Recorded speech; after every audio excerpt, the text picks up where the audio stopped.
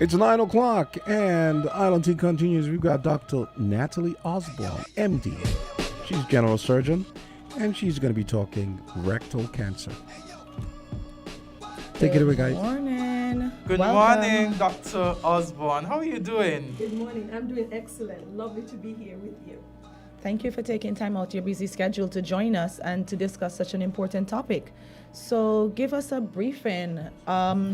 What exactly will we be discussing today? So this morning we're going to be talking about colorectal cancer. The month of March is colorectal cancer awareness month. Oftentimes it doesn't get as much attention as like a breast cancer awareness month, but it's a very important disease, as it is the most common disease of the gastrointestinal tract, and it's also the most common, the second and third most common disease or common cancer.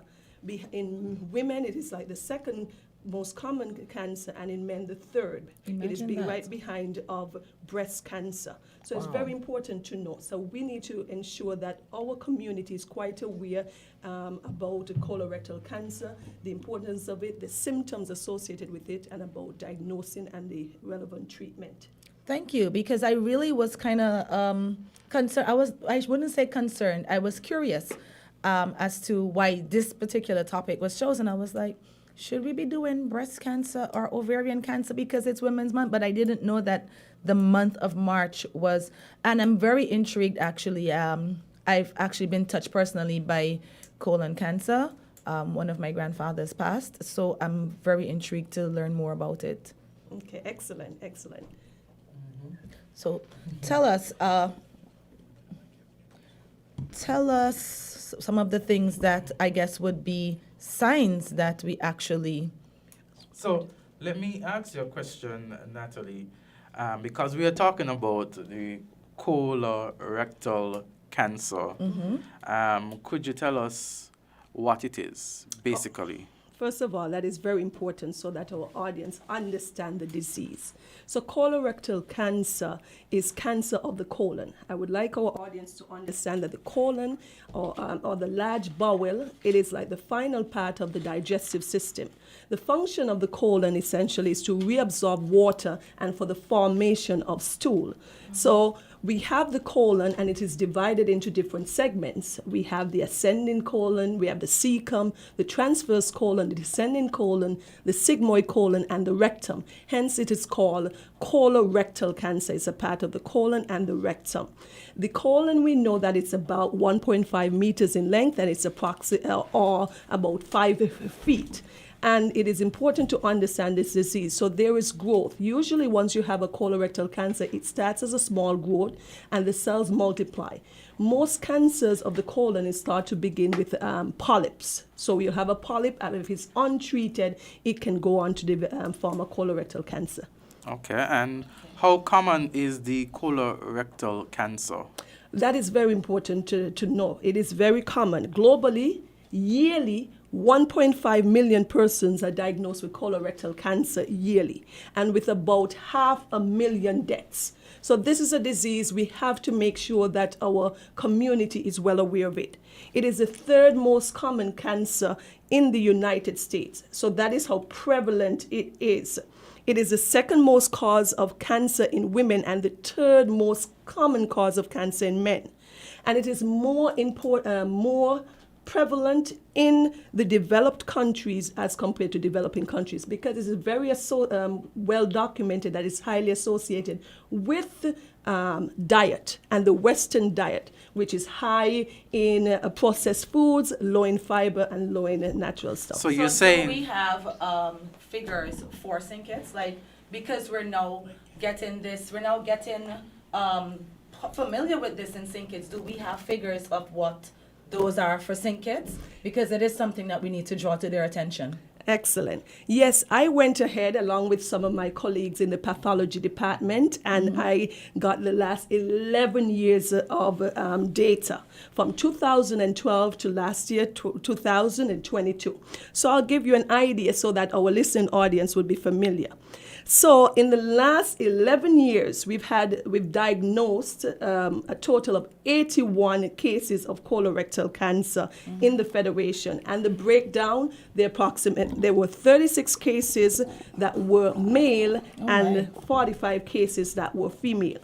I must let our audience know as well, these cancers that were diagnosed through colonoscopy with biopsy. Right. We've had some cases where the person would have presented in advanced cases and they may not be in this study. But these are cases where the pathologist would have gotten specimens or sample from the tumor and confirmed that it was a colon cancer. Oh my. This data is interesting because we know worldwide that usually colorectal cancer is more predominant in male. But with our numbers here, we saw that we had more females than male. And I started thinking, how do I explain this data? Right. One of the things that is of interest, women tend to seek more medical attention. Right. So yes, women would go more for their screening tests, like their colonoscopies, their pap smears and stuff. So usually when we have this in males, there are cases where the male may present later, and with this, and it was not confirmed through pathology or through specimen, the patient would have been in advanced stage. They may just have had palliative treatment. So that may help with it. So is it that it's really seen at a later stage in men because they don't go to the doctor as often as women? Yes, and sometimes so also the data, I may think that as women are outliving or outliving their male counterpart, then they live long enough, you have a chance to develop any one of these cancers. Oh my. Oh wow. Yes. So hint, guys. Check the hospital, be healthy, get off the processed foods. Right. What are some of the risk factors associated with this colon cancer? Okay, very important to know and discuss this with our audience. Yes. Okay, and there we normally have certain things that we call modifiable risk factors and non-modifiable risk factors. Right. There's things that you cannot do because you do not control your race, for example, which is a risk factor. Right. You do not control your gender, which is also a risk factor. Okay, so and you do not control your age. So as we speak about risk factors, one of the most common one is age, advancing age. Once you hit the above age 50, you have an increased risk of developing colorectal cancer. Right. In our black race, if you have a family history of colorectal cancer, you're at increased risk. What do we mean by that? It means that if your mother, which is a first degree relative, was diagnosed with colorectal cancer, or your child, or your father, and if you have one or two first degree relatives, for example, your father might have been diagnosed with colorectal cancer and your brother, you're at an increased risk of developing colorectal cancer. Wow. There are other risk factors such as things that we call inflammatory bowel disease. Many of you and some of our listening audience might have had a family member who was diagnosed with Crohn's disease or ulcerative colitis. These are diseases that affects the colon. Right. You have different things like if you have a diet that is low in fiber, we spoke about that diet is very important when it comes to colorectal cancer. In the developed countries, instead of having an apple, you drink apple juice. So you have processed stuff. Instead of eating an orange where you have the nice fiber material, you drink orange juice. And that's the difference there too. A sedentary lifestyle. Some persons are less active. We know that being physically active, physically fit is important for overall health. Persons who are also obese, with almost any disease, once you throw obesity in there, it's an important risk factor. Hence, it is important for us to get off the couch and start doing some sort of exercise, whether it be walking, running, whatever we can do. We have things like smoking as well. Anyone who smokes has an increased risk of developing most cancers: cancer of the stomach, cancer of the lungs, and also colorectal cancer. I have a question here for you. Are there the symptoms? Someone wants the symptoms of colorectal issues. Right. So we'll we're gonna get down but the jam you know, stuff. even the persons that don't smoke are affected by cancer as well.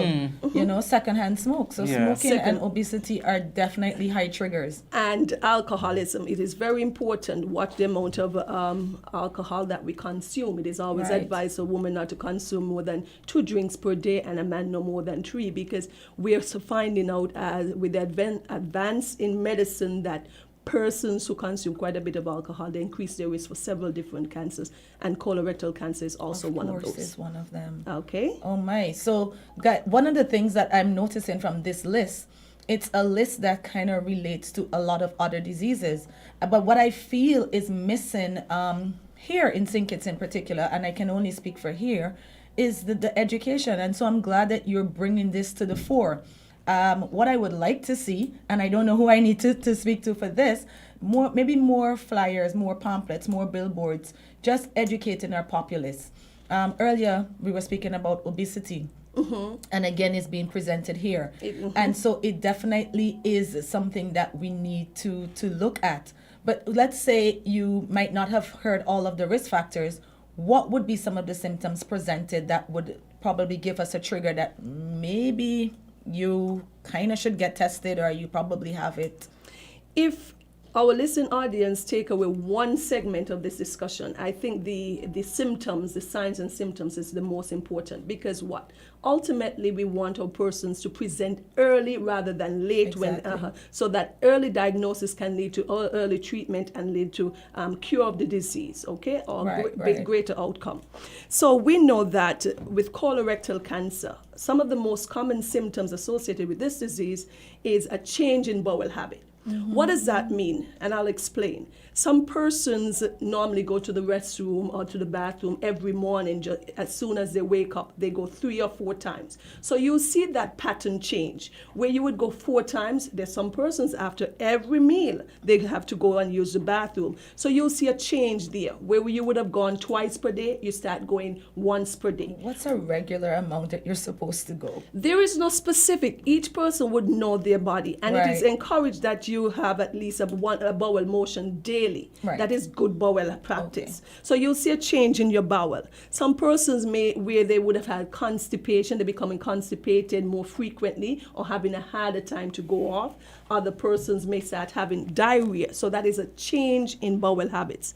Another important symptoms, if you find that there is blood in your stool or blood once your stool, that is always a red flag. You want to ensure that you seek medical attention and get it looked at. It's most time it may not be colon cancer, but you have to ensure that you eliminate that. That means you need to check. So You some need to get people are checked. not in the habit of looking, but you need to look. You need to look, okay? You may have some abdominal pain, abdominal discomfort as well too, that you're not accustomed to have. That may be another flag. And another thing, unexplained weight loss. If you're Right. going to the gym and you're intent on losing weight, that is explained. But unexplained weight loss, you haven't changed anything in your lifestyle, in your way of eating, and you realize that you're losing weight. That's a red flag to say, I need to get this checked out.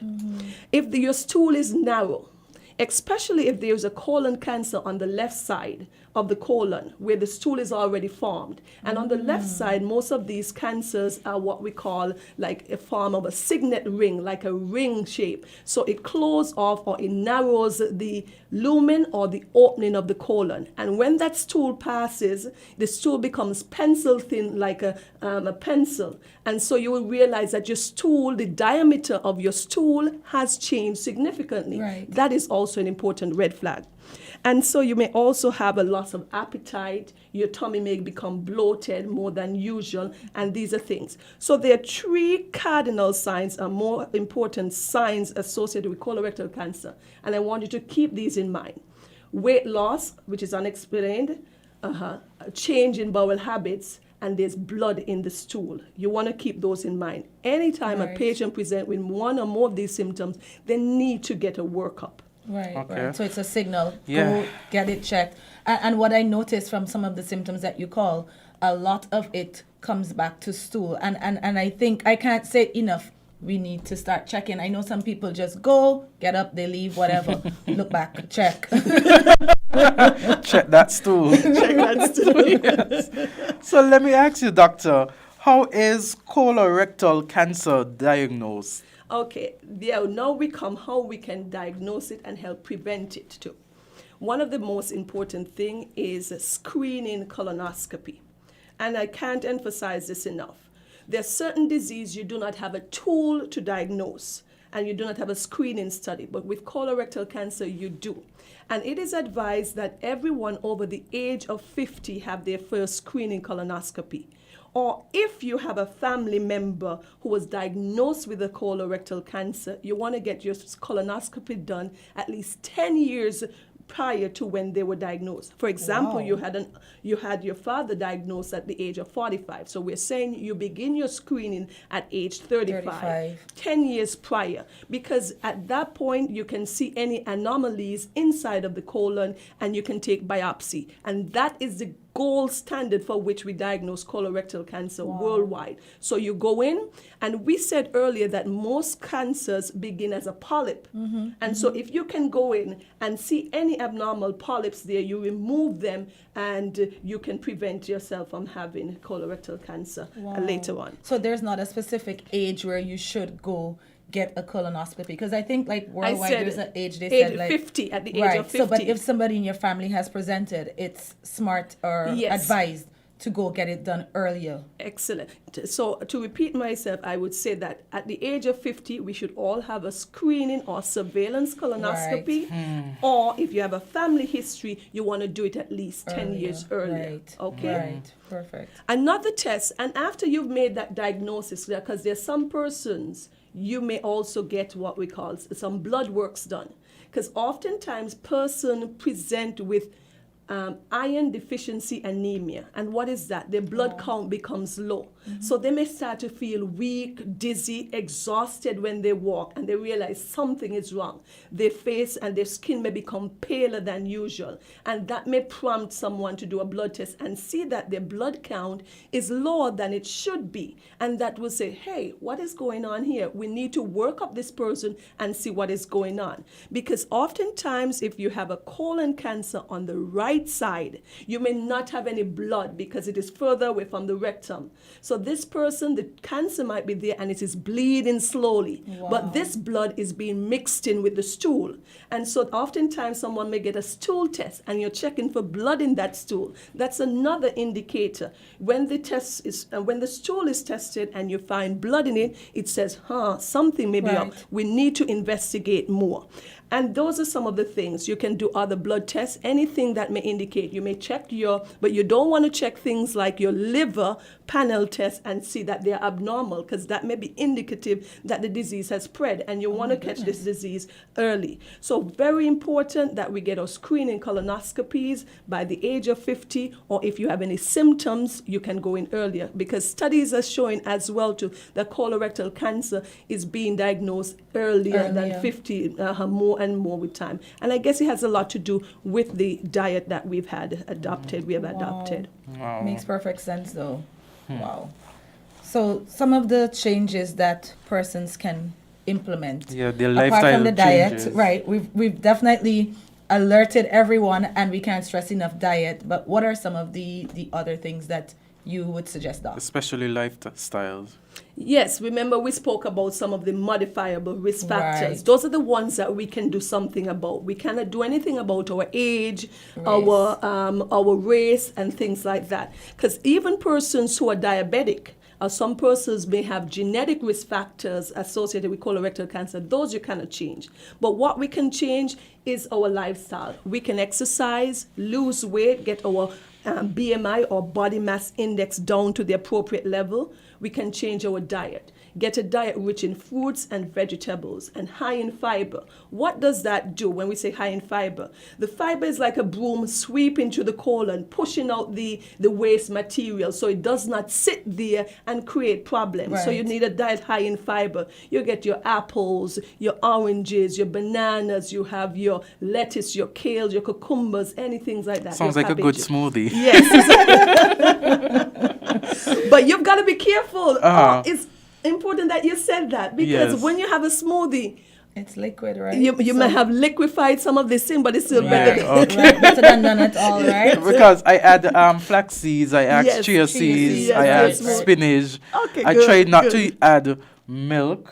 I just try to add the water and the frozen Juice, fruits. right. Yeah. Okay, Yes. okay, that's good. Halfway there. Yeah, but okay, I hope, because I was thinking about juicing also. No, because I don't use the juices. Juicing Oh, takes away the the fibers, fiber, but right. Yeah. material, It extracts the it extracts Yeah. the fiber, and Right. you need You mean that adding? fiber. You mean adding juice? No, No, when no, you people that juice. Oh, when you juice. Yes, Oh, I know oh, what oh. we call What juicing. about if you use what is that? It's like a substitute for I guess fiber, Metamucil. The Would you Metamucil guys powder, recommend that? yes, persons, we have to understand because of socioeconomic differences, a person may not be able to eat as much fruits that they would ideally like to have or vegetables. So we encourage that. A high fiber diet may include using some of these Metamucil right. substitutes and stuff. Okay, okay, perfect. You want to avoid drinking alcohol too. I'll limit the alcohol intake. We know that. I know in our society we consume quite a bit of alcohol overall, so we have to watch that because it's a contributing factor for quite a bit of these Right. cancers as well as cancer of the stomach, etc. So drink in moderation. Yeah, drink in moderation. You want to stop smoking as well too. If you smoke cigarettes, you want to try your best to decrease that and ultimately stop smoking altogether. When you say stop smoking, it is based on cigarette because we know too that persons have been smoking marijuana as well. So is the study when you say stop smoking means stop smoking altogether or specifically the cigarette? Specifically the cigarette, because I Yes. would not venture into the marijuana and that. a whole different That's topic. a whole different topic. I'm talking about smoking the cigarette. Yes. Most of the cigarettes contains what we call carcinogenic items, Right. and that can lead to many cancer. We know that it is well documented. Lung cancer and smoking. You want to make sure stomach cancer also is also associated with smoking. Wow. So you want to eliminate that. One as of the best you things I can. noticed is that more and more young persons are starting to smoke. And that may be something that's contributing to the studies that you mentioned earlier, where colorectal cancer is being diagnosed earlier. Because, I mean, this morning I'm coming to work, I'm coming to the studio, and it's now after 7. And there's this young man just jumped out of his car and he already has one in his hand. You sure it And was I'm like, cigarette? and I'm just like, for the love of Christ, did you even have breakfast yet, or is this breakfast? I'm But sure that wasn't more cigarettes. and more young men. Well, I don't know what it was, but you could see something in his hand, and he was smoking, right? And I'm just thinking to myself, isn't it like way too early to be smoking? I haven't even finished my coffee, right? Yes, but So that may be I'm pretty sure contributing that to wasn't it. cigarettes though. Candy. Okay, excellent. I don't know if we have any questions. Oh, you from were our talking audience. about but I think it's important that we touch the exercise too, because how often would you say that person should exercise, and for how long per day? You want to do at least get 3 sessions in per week. If you could get 30 minutes in, that's an excellent start. Some of us, because of our lifestyle, our work, and the hours we have to work, may not be able to put in much more because you're not a stay-at-home individual, or you work for a company. You do not work privately or self-employed. So if you can get in at least 3 sessions per week, 30 minutes. If you can only do a walk, do a walk. Right. But it's important that you get up and be active. And move. So it And doesn't move, have get to up be and move. cardio. It doesn't have to No. be aerobics, biking, but as long as Whatever you you just choose. move. If you're gonna swim, if you're gonna bike, Right. if you're gonna hike, if you're gonna run, but you just gotta Just do move. something. Just gotta move. SKN moves. Esken Just Yes. do something. I see one of the things that I think we need to, and I'm like, I can't express how happy I am to learn more about this disease. Follow the screening guidelines, but I don't think a lot of the audience, and myself included, Are we of know these? what some of the guidelines are. We don't know necessarily.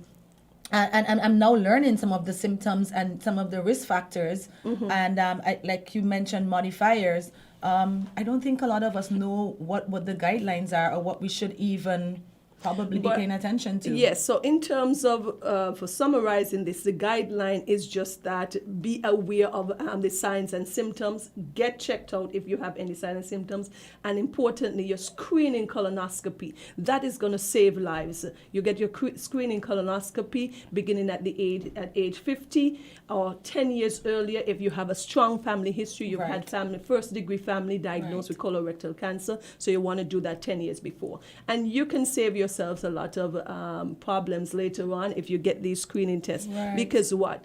If you're diagnosed, you've got to go through surgery, you've got to go through maybe chemo and radiation therapy. It all depends. So you can eliminate those if the screening is done proactively.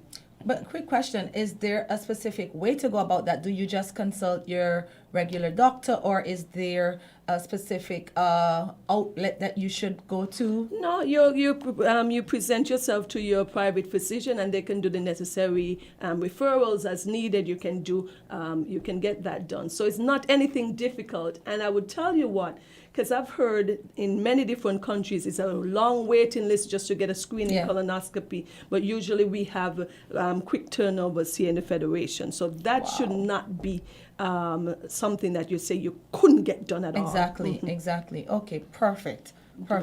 So guys, if you're listening out there, that is something that you should look into. You can always reach out to your doctor. I'm pretty sure there's information. I don't even want to suggest the internet, because quite often I go on Google and I go down a rabbit hole, but you can reach out to your doctor to get better information, or to be reminded of what Dr. Osbourne just shared with us. I think it's a very important discussion, and I think it's a very a learning experience for many of us. And I think the way in which the doctor has presented it wasn't in a boring fashion at all, very interactive. Really simple. Yes. Cut back on some of the things that you're doing, smoking, limit the alcohol intake, get up and move. Exercise, and then, of course, talk to your doctor if you're seeing any signs or symptoms. I would say, generally speaking, anything that is abnormal to you, because you, of course, would know your body. Correct. Ask a question. Ask a question. Right? It's never you being too paranoid. It's never you being overly, it just ask the question. And I can't help but note that some of the things that are, things that cannot be modified, age and race. And we are predominantly African Americans in St. Kitts. Well, we're blacks. Right, right? Africans, blacks, whatever you guys, I don't know what at this point in time we're using as the correct PC, right? The politically correct word. But I think everybody knows what we're saying, and that is something that we can't change.